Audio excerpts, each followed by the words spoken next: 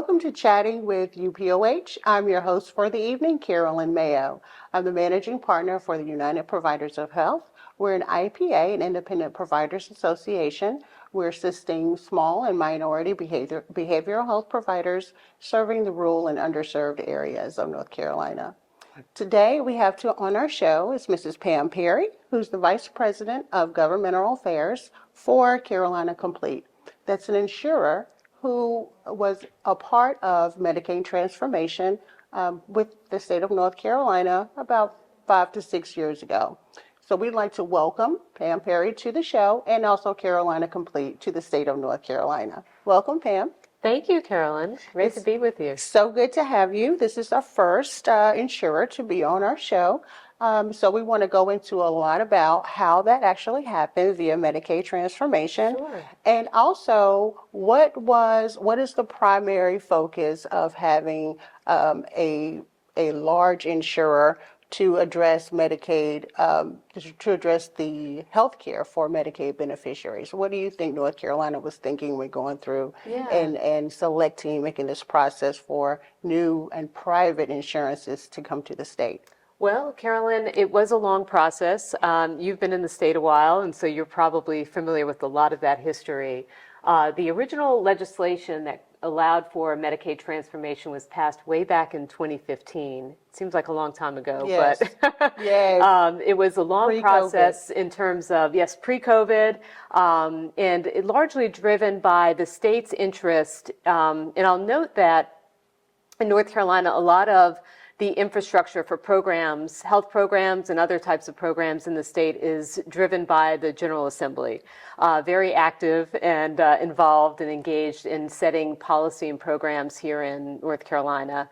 And through that process, they looked at the spending in Medicaid and saw some cost overruns in past years. They saw some inefficiencies and ways that the program could be improved, the delivery of services and the outcomes for Medicaid beneficiaries in North Carolina. They looked to other states that had implemented Medicaid managed care and said, okay, could we do it better from moving from what at the time was a fee-for-service program to a capitated program or managed care program that we have today. So the original legislation was passed on a bipartisan basis way back in 2015. Way back 2015, when we were bipartisan at the time. We ended up having several pieces of legislation to roll in with that because it was a brand new program for the state, and some changes needed to be made to things like licensure. For the very first time, behavioral health and physical health services were going to be integrated. So there were some steps that needed to be taken legislatively to accommodate those changes.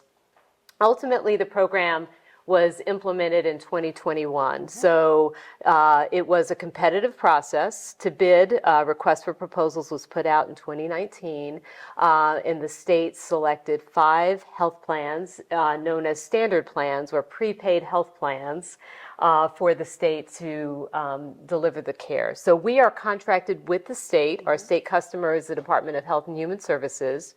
We hold a PHP license from the Department of Insurance, and we are contracted to deliver care for Medicaid beneficiaries in the state.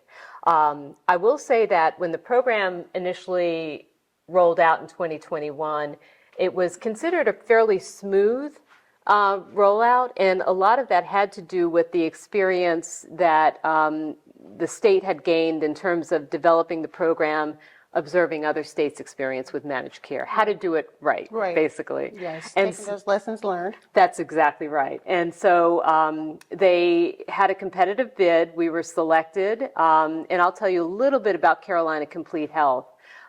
We are a joint venture model. So we are the only provider-led entity in Medicaid managed care. The legislation that allowed for Medicaid transformation allowed for 2 different types of plans: commercial insurance plans and provider-led entities. And the provider-led entity model was really something that distinguished North Carolina from other states and really rested on some of the successes that North Carolina had seen with recruiting providers to participate in Medicaid. In many other states, because Medicaid is the payer of last resort, you have providers that are unwilling to see Medicaid beneficiaries in many states. However, in North Carolina, there was a program called Community Care of North Carolina that really helped to increase provider capacity in Medicaid and was seen as very successful from that perspective. And so one of the hallmarks of the program was to kind of capture some of the provider-centric areas that North Carolina led on and wanted to continue to lead on. And so they allowed for a provider-led entity model. We came in along with a couple of other provider-led plans in the bidding. We were ultimately selected as the only PLE that was selected to operate in North Carolina. So we are a joint venture between the North Carolina Medical Society, the North Carolina Community Health Center Association, which represents the FQHCs, and Centene Corporation, which is the nation's largest Medicaid managed care company, which serves 26 million folks across the country. So a very robust history with managed care as well as the provider and local community-based focus in our model. And we are 20% owned by providers in North Carolina. Incredible. You see why we had to have Carolina Complete on the show, because it's a provider-led entity, and the partnerships and the collaboration that Carolina Complete represents. So let's go into a little bit about addressing or just the social determinants of health from a insurer's point of view. Just to mention, Pam mentioned the bipartisanship of North Carolina at the time in 2015. North Carolina has expanded Medicaid. Yes. As of 2023. It took us 12 years to do it. But we are super excited about Medicaid being offered to more individuals, which hopefully they will be coming in and enrolling into Carolina Complete's network, and also the other providers that's here, or the insurers that are here. So kudos to North Carolina for being able to pass Medicaid expansion here. Yes. And I will say, Carolyn, that a lot of the legislative support for Medicaid expansion, it was challenging at times. And as you mentioned, 12 years in the making, right? Yes. Some of the interest in moving towards Medicaid expansion and embracing Medicaid expansion, not to toot our horn, but the smooth rollout of Medicaid transformation and going towards a managed care model gave comfort to a lot of legislators who would have been opposed to the concept of Medicaid expansion without managed care. So that was a plus and a positive, and it was a very interesting course to proceed to Medicaid expansion, but it did roll out December 1st of 2023. And right now we're at about 458,000 new Medicaid beneficiaries, 19 to 64 in the state. And speaking of the social determinants of health, when you look at kind of who's coming into Medicaid expansion, it's a different composition. Yes, it is. Right now we have, I think it's about 270,000 Medicaid beneficiaries. Carolina Complete Health, we're the only one of the 5 standard plans that's not statewide. We operate in 41 counties, kind of across the central of the state, part of the state. Those familiar with the Medicaid regions that were created, we're in Medicaid regions 3, 4, and 5. Okay. So Charlotte through Fayetteville and into Scotland County, Robinson, here in the Triangle as well. A lot of UPOH's territory, the eastern part of North Carolina. Yes. So definitely a partner in Carolina Complete. Yes. If there's one lesson that I've learned within my mental health journey, it's that finding the right therapist is not easy. It does take time. The main mistake that I've made has been not booking free consultations. Some therapists do offer free consultations, and I think it's such a smart move because you want to get to know their expertise, whether they've dealt with the same problems as you. I know that one thing I would do different now would be booking those free consultations. And what better way than through a healthcare providers association? If you live in North Carolina, United Providers of Health helps you in finding the right healthcare providers for you, whether it is physical or mental health. They work with mental health providers, making it a great resource to helping you find the right care for you. All you have to do is go to their website at upoh.org, go to the contact page, put in your name, email, and send in your message, and within hours you'll receive a message back giving you all the information that you need. It's that easy. If your mental health really matters to you, I would give it a try. So out of our 270,000 Medicaid beneficiaries, well over half have traditionally been, your moms and your kids. Now that we're seeing the expansion population come on board, you're seeing more males, Yes.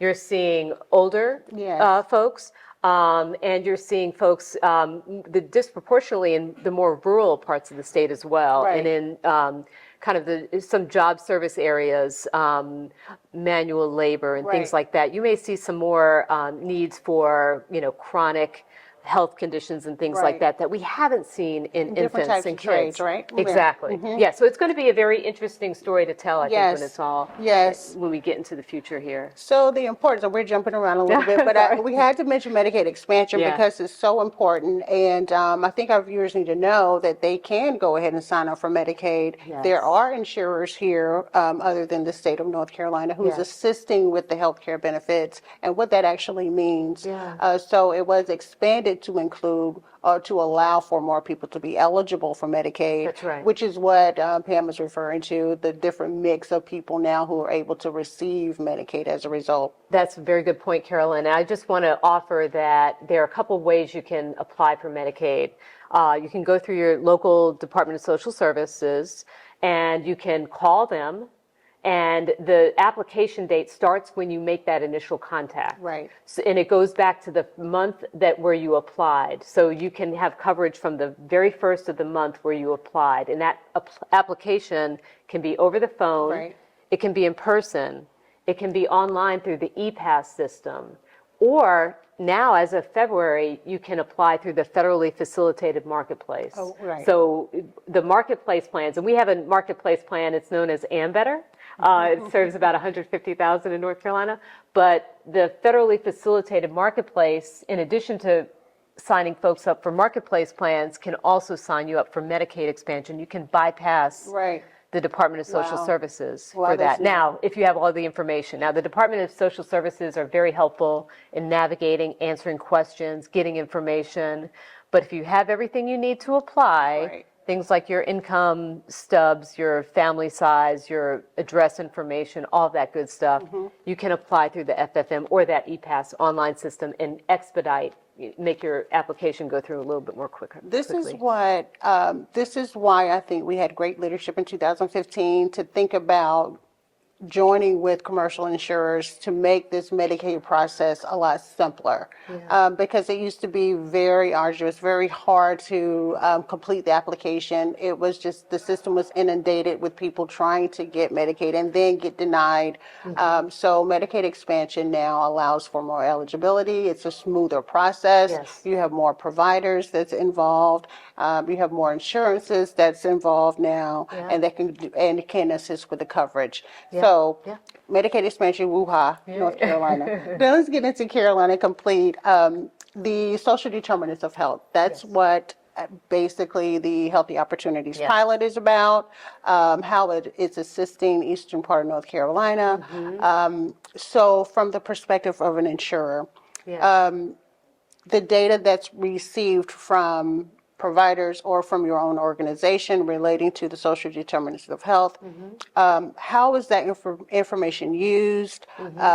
What interventions or programs come from Carolina Complete as a result of that information sharing? Well, Carolyn, a couple of things. So the Healthy Opportunities is the pilot that really focuses on food insecurity, housing, transportation, interpersonal violence, and toxic stress. And so a beneficiary comes into the program because they have one or more of those identified needs. As you very well know, Yes. if you're housing insecure, you're likely food insecure and transportation Transportation. insecure. Yeah, so there are many connection points there.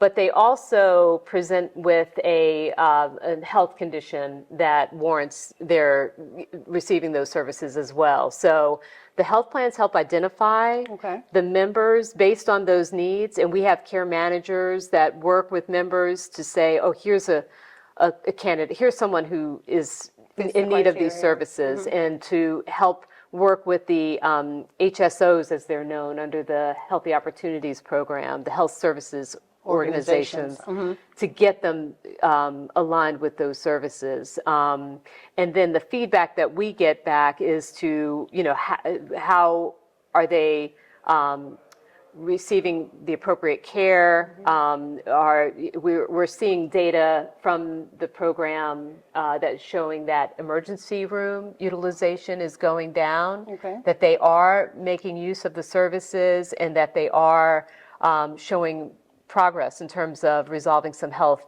areas that they're in need of. And that's the first. We didn't know that with the Healthy Opportunities pilot, that insurers are involved in that process, and that, let alone Carolina Complete, when receiving that data or identifying individuals who would be a part of that program. That's right. So does that include the funding that goes with the beneficiary for the Healthy Opportunities pilot? So the pilot is funded in large part by there's an 1115 waiver that governs it. The Healthy Opportunities pilot actually doesn't have state authority yet. Right. Okay.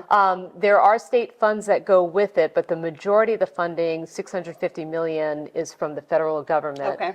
Now, the waiver authority for Healthy Opportunities is aligned with the waiver authority for our Medicaid transformation program. Okay. That actually expires this coming October, the end of October of 2024. Okay. There's a new waiver approval at CMS now that would continue the managed care program, but it would also expand Healthy Opportunities to be statewide. Wonderful. Yes. So as I understand from talking to folks at this very conference yesterday, that we should be hearing from CMS, green light, red light, yellow light, this summer. Incredible. So we'll see where that happens, because as an example, Carolyn, we talked about Carolina Complete Health and our geographic footprint. We're not yet statewide, and we aspire to be a statewide plan. But in our 41 counties, so Healthy Opportunities today is in 33 counties through its 3 pilot regions, and we're in 5 of those. Okay. I mean, there's a lot of work that goes along with that for those 5 counties. Yes. However, if it's statewide, we'll have all 100 counties participating. What a great way. I have to commend Mandy Cohen. Yes. Who started this whole process and was able to implement it, began Medicaid transformation. I mean, just her, I guess it's the ricochet, or just, what is it when when things just continue to happen because she was here, the ripple effect. The ripple effect. And it just continues and continues. So. And Carolyn, your providers are locked into the behavioral health space. Yes. The idea of integrating behavioral health and primary care. Absolutely. Just the foresight that this makes sense. Yes. For the state. Integrated care, and that's another subject where we're going to go. Okay. Value-based contracting. Yes. Okay, so along with Medicaid transformation came the whole person care. Yes. So being able to be a provider now in North Carolina, we're able to take advantage of assisting people not only just for their intermediate need, but addressing those social determinants of health. And we can do that through a service called integrated care. Yeah. So, or utilizing the collaborative care model.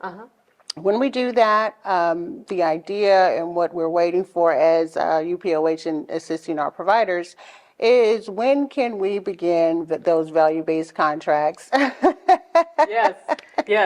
So in our new contracts for 2025 and 2026, 75% of the PHP contracts need to be in value-based arrangements. I think at the initial rollout of the program, it was thought that would happen immediately. Right. However, the program, rollout was such that, things were changing so dramatically that they did have a couple of decision points that delayed that. But now we're aligned with the CMS, the Federal Centers for Medicare and Medicaid Services guidance around value-based contracting. So 75% in 2025, 90% in 2026. Okay. And the quality metrics that roll up with that, the department is kind of developing those as well. Okay. As the provider-led plan, we're very interested in reducing provider abrasion and making things administratively effective for providers so that they can continue to participate in Medicaid and not get frustrated Right. with challenges of, paperwork. Administration burden. Exactly. Right. So we are looking to our providers and inviting them to give us their best feedback on what makes sense as far as quality metrics aligned with the value-based contracting arrangements, which specialties and subspecialties need to be accommodated, and Right. things like that. So it's building the plane as it flies a little bit. Yeah. With the developing, we've got the goal to get 75% by next June. And then 90% the following June. But, the quality metrics we can build, and we definitely want to accommodate our providers and make sure that the metrics make sense for them as well, so that they can Absolutely. continue to participate in Medicaid and even grow their panel sizes. To your point, Carolyn, earlier, when you're seeing 600,000 new Medicaid beneficiaries in the state, and we're getting close to that. Yes. So 600,000 is the 2-year goal. Right. And we're at 458,000 Yes. today. So we're going to get there. Yes. Quickly. We want the providers there as well to say, we want to serve these new beneficiaries. Yes. We want to keep them out of the ER, and we want to make sure they have a primary care home. Yes. So we are very open. Come on our website. We have provider engagement specialists. And we would love to hear about, your perspectives on what makes sense from a value-based contracting quality metric standard that you'd like to see. Okay. Because the federal guidance is there, the state will set its guidance, but we definitely want it to be customized to our providers here in North Carolina. And that's what we're looking and waiting for, and that's what we wanted to hear. Yes. So we have had a full discussion with Pam Perry. Can I say one more thing? Yes, you can. Sorry. Of course. I'm having a great time here, Carolyn. You are such a great host. I just wanted to mention that tailored plans will be rolling out July 1st here in North Carolina. The tailored plans are the behavioral health specialty plans for folks with very complex. We talked a lot about integrated care. Yes. And your providers are on the front lines of helping provide that. For folks who are in need of more specialized behavioral health, substance abuse, intellectual developmental disability services, innovations waiver, some of those services, right. They'll be provided through the tailored plans. And the tailored plans are the next generation of the LME MCOs that will integrate behavioral health as well as physical health services. So we are working with Trillium Health Services and Partners Health Services as their physical health backbone. So we're providing the physical health network so that these new beneficiaries in the tailored plans can get their behavioral health needs, substance abuse, IDD, waiver services, as well as their physical health services in a real seamless fashion. So they will be a member of Trillium, and they'll be a member of Partners, but their physical health network has been built by Carolina Complete Health. And we are so proud to be part of that and working with both of those great partners and making that happen. That is going to be huge. Well, that is huge. Yeah. Just the idea and the partnership, great strategy to do that. And for our layman's or for our audience, what that looks like is on the insurance plan is a clear designation for behavioral health, and there's a clear designation for primary care, and you can do both. Exactly. On one plan. On one plan. On plan. Exactly. So today they're in Medicaid Direct for right. physical health, and Right. they have their LME MCO. And going forward, they'll have their tailored plan, and it'll be of seamless, the one card. And, Yes. No, I don't know who this provider is. I don't know. You have Exactly. one phone call. Exactly. You have one provider, so to speak, but it's all seamless. It was just incredible move. So kudos to the Carolina Complete team. That's what a provider-led insurer does. That's the kind of collaboration that you get. That's what you see, and that's what you're able to benefit from. So we appreciate you in North Carolina.